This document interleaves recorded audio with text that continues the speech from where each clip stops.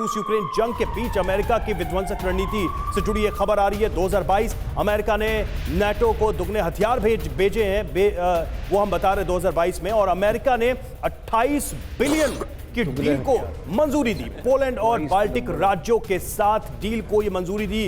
रूस Ukraine war की वजह से नाटो के वेपन भंडार में कमी आई है। तो कुल मिलाकर जिस बात का डर था कि डीमिलिटराइजेशन के नाम पे ये वॉर शुरू हुआ और कहीं पूरी दुनिया मिलिटराइज तो नहीं हो गई पहले से ज्यादा, ये एक बड़ा सवाल है। जी हाँ, और देखिए रूस यूक्रेन वॉर में अमेरिका ने खूब हथियार बेचे हैं। हथियारों की सप्लाई लगातार जारी है अमेरिका की ओर से।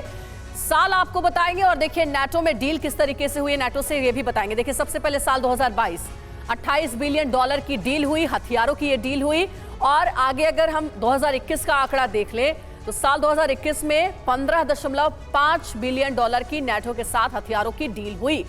सिर्फ एक साल में दोगुने हथियारों की डील को मंजूरी दी गई और 2022 में $12.5 बिलियन से ज्यादा की डील को मंजूरी दी गई।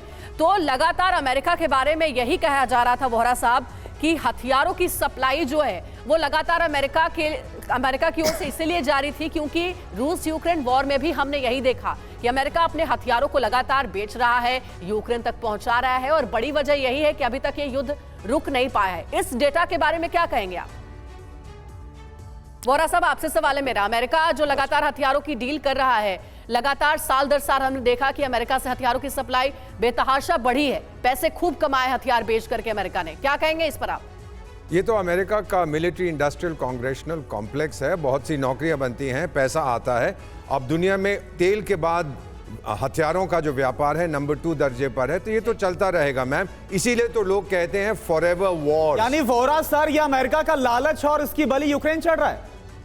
आपने बिल्कुल सही कहा है, बलि की बकरी तो उसी को बना दिया गया। कहीं ना कहीं हमेशा जंग होनी चाहिए। अफगानिस्तान में खत्म होगी तो इराक में, इराक खत्म हुई सिरिया में नहीं तो लीबिया में, लीबिया में नहीं तो यूक्रेन में। बिल्कुल